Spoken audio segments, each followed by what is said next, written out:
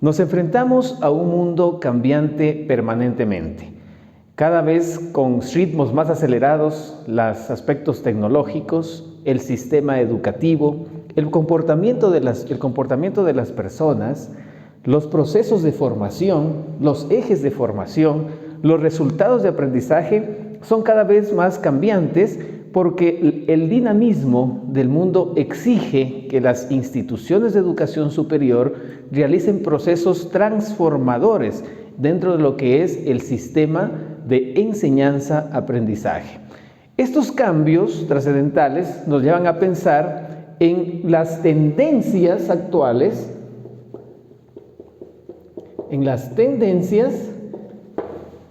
actuales de la educación superior. Y podemos decir que en estos cambios, las tendencias actuales de la educación superior van a ser variables. Una de las más importantes tendencias que tenemos serían los avances tecnológicos. Los avances tecnológicos que vienen a ser herramientas significativas dentro del proceso de formación y que cada vez más deben ser utilizados por los docentes y por los educandos. Otra de las tendencias en el mundo moderno de la educación sería la reestructuración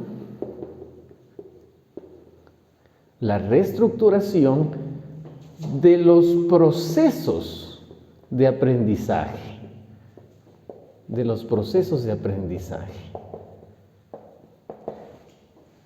La reorientación de los contenidos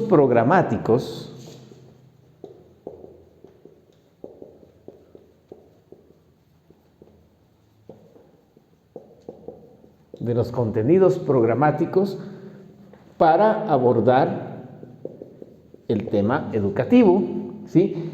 La adaptabilidad o adaptación de los docentes o maestros en el sistema educativo a nivel superior frente a las nuevas tecnologías,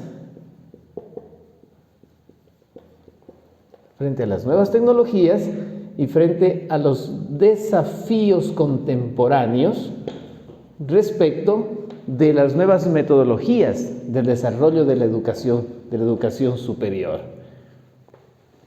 El adaptar los sistemas de enseñanza y de enseñanza-aprendizaje, para que se realice una educación inclusiva, una educación cada vez más inclusiva.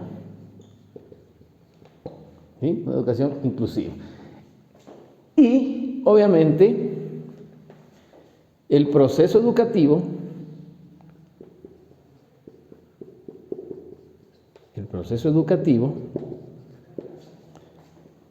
desarrollado en un sistema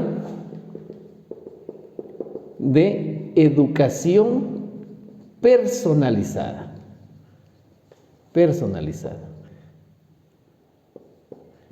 Bien, entonces decimos, tendencias actuales, avances tecnológicos.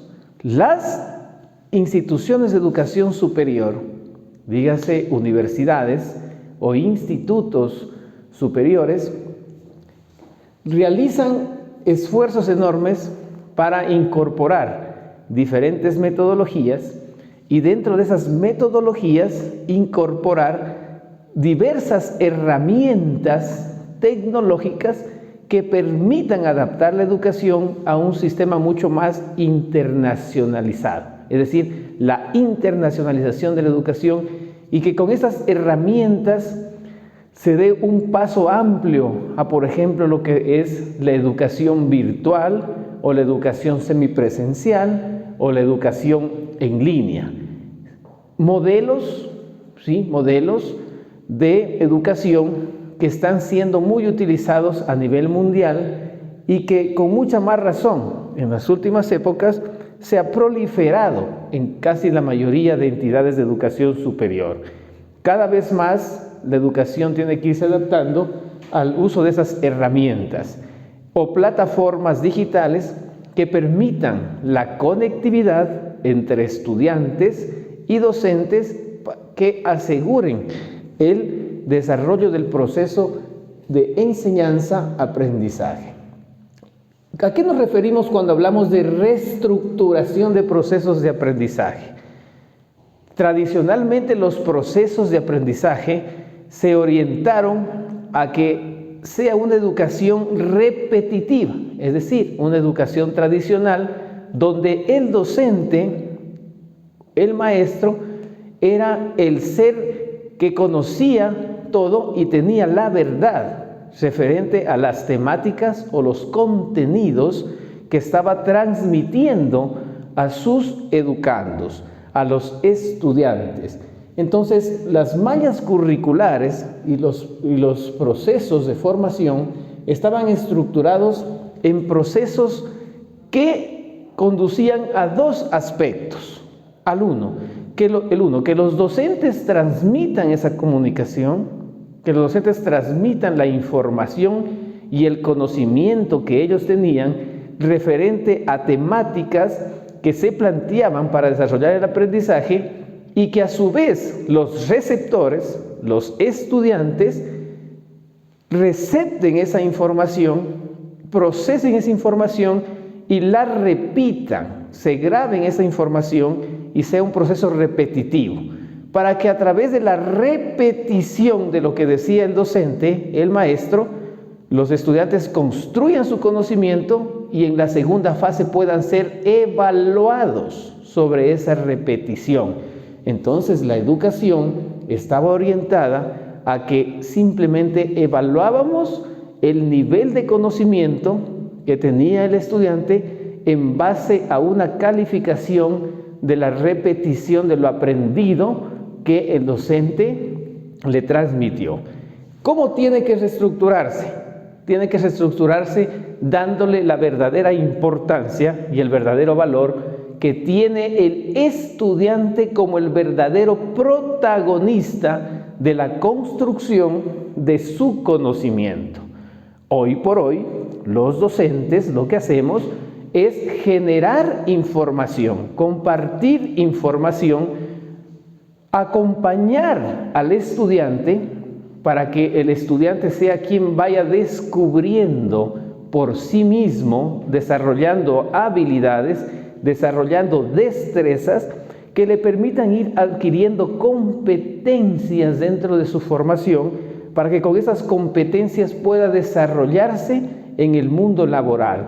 Entonces se tienen que cambiar los procesos de formación, reorientando la política a que los estudiantes sean quienes investiguen, quienes pregunten, quienes puedan visualizar dentro de su contexto formativo y posterior en su contexto laboral cuáles son las herramientas, los métodos, los contenidos que posteriormente le van a servir para desempeñarse como futuro profesional. En lo que tiene que ver a la reorientación de los contenidos programáticos, ¿sí?, es necesario que dentro de la estructura y organización curricular que mantienen las universidades y los institutos superiores, se establezcan programas y contenidos y temáticas que estén acorde a las reales necesidades de los sectores geográficos, sectores sociales, el impacto económico, ¿sí?, y el impacto sobre los resultados de mejoramiento de los sectores en donde los estudiantes van a desarrollar su actividad. Me refiero a que se haga una segregación efectiva de los contenidos y las temáticas que nosotros vamos a compartir con los estudiantes en cada una de las asignaturas que conforman el proceso curricular. Segregar, que quiere decir ir escogiendo, ¿sí?, en forma sistémica lo que al estudiante le va a servir para poderlo aplicar en la práctica, no solamente en forma teórica que ellos puedan emplear, no solamente conocer el proceso teórico, desarrollar el proceso cognitivo, sino desarrollar más bien competencias para que puedan ser aplicadas in situ en la sociedad, aplicando los contenidos y experimentando lo aprendido. Cuando hablamos de la adaptación de los docentes a las nuevas tecnologías, hemos visto los avances fundamentales que se han desarrollado en tecnología. Un maestro actual no puede llamarse maestro, no puede generar una actividad de academia, una actividad catedrática, si es que no tiene avanzados conocimientos de las herramientas tecnológicas que permiten comunicarse con sus estudiantes. Tenemos plataformas digitales que nos permiten estar en contacto con los estudiantes, plataformas digitales que ni siquiera son necesarias ya tener una inversión de muchos equipos, de grandes equipos tecnológicos para guardar la información. Hoy por hoy, por ejemplo, contamos con la tecnología 5G, que es una tecnología que nos permite tanto a los docentes como a los estudiantes poder almacenar muchos contenidos en la nube, ¿sí? Y tener esa información en tiempo real en donde sea que nos encontremos geográficamente. Podemos estar en algún otro continente y podemos ingresar a esa información, tener acceso a esa información. Entonces, estas tendencias actuales permiten una mayor comunicación, agilitar la utilización de contenidos, de información que nos permita generar el proceso educativo. Los docentes tenemos que capacitarnos para tener amplios conocimientos y estar a la vanguardia frente a los conocimientos que tienen los estudiantes con la utilización de las nuevas tecnologías de enseñanza. Los sistemas de enseñanza-aprendizaje que tienen que orientar a una educación que garantice incluir a los sectores históricamente relegados, que esa inclusión también vaya sobre las personas con discapacidades. Entonces, estas herramientas tecnológicas tienen que ser adaptadas, esas plataformas que utilizan las IES adaptadas para que estas personas puedan incluirse también dentro de esos procesos.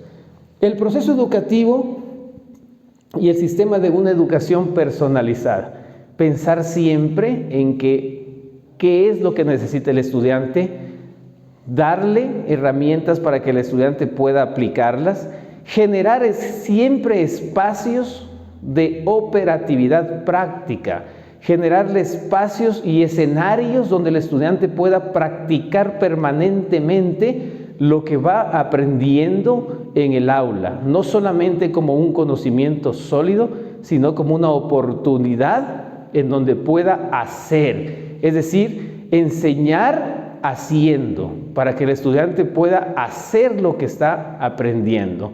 Entonces, con estas tendencias nos encontramos con los desafíos de la educación superior, ¿verdad? Entonces, los desafíos que tendríamos en educación superior, aplicando las nuevas tendencias actuales, nos podemos plantear desafíos a corto plazo, desafíos a mediano plazo y desafíos a largo plazo. Cada uno de estos va a tener una complejidad diferente. Si hablamos, por ejemplo, de desafíos a corto plazo, ¿sí? Sería de que la mayor cantidad, un amplio porcentaje de docentes a corto plazo, hablemos de un año, ¿sí? Máximo 2 años, el 100% de docentes tengan una capacitación efectiva y dominen el desarrollo de las nuevas tecnologías, dominen las plataformas digitales, los sistemas comunicacionales, que es también la educación del futuro, para poder adaptarlos dentro del proceso de formación en educación virtual, semipresencial, educación en línea. Como ejemplo de un desafío a mediano plazo estaría justamente que los estudiantes, a través de esos nuevos procesos de formación, de estructura y organización curricular, puedan aplicar en gran medida los conocimientos en procesos vinculados con la sociedad, a través de actividades, proyectos de vinculación, los proyectos de investigación y los proyectos integradores, que les permita insertarse en el medio para que en las comunidades, para que en las comunidades puedan aportar con esos conocimientos adquiridos y puedan solventar los problemas existentes dentro de la sociedad. Y a largo plazo sería una educación totalmente sistematizada y una educación, cuando hablamos a largo plazo, hablamos a 5 años, una educación cada vez mucho más internacionalizada. ¿A qué me refiero? De que toda la estructura de la composición curricular sea adaptada y adecuada a niveles de calidad internacional a través de evaluaciones permanentes en las entidades de educación superior, evaluaciones no solamente a los estudiantes, sino la evaluación posterior, evaluar cuando esos estudiantes se conviertan en profesionales, qué es lo que están desarrollando, qué actividades están ejecutando, cómo se están insertando en el mundo laboral, la eficiencia terminal. Estas actividades desarrolladas ya por los estudiantes graduados como profesionales, ¿en qué medida están colaborando al desarrollo económico y social y al desarrollo productivo de la zona? Otro de los índices que podemos medir es la proliferación de los microemprendimientos, la proliferación del emprendedurismo, ¿sí? Entonces, de la cantidad de emprendedores y que esos emprendedores contribuyan a ese desarrollo social, es decir, generen riqueza para su país. Entonces, esos son desafíos que la educación tiene que plantearse dentro de un sistema que tradicionalmente ha sido conducido por muchas décadas en una enseñanza lineal. Tenemos que romper esa enseñanza lineal y comenzar a dar nuevas oportunidades, a nuevas estrategias y nuevas metodologías que nos permitan alcanzar resultados de aprendizaje, pero que esos resultados de aprendizaje sean resultados medibles y cuantificables.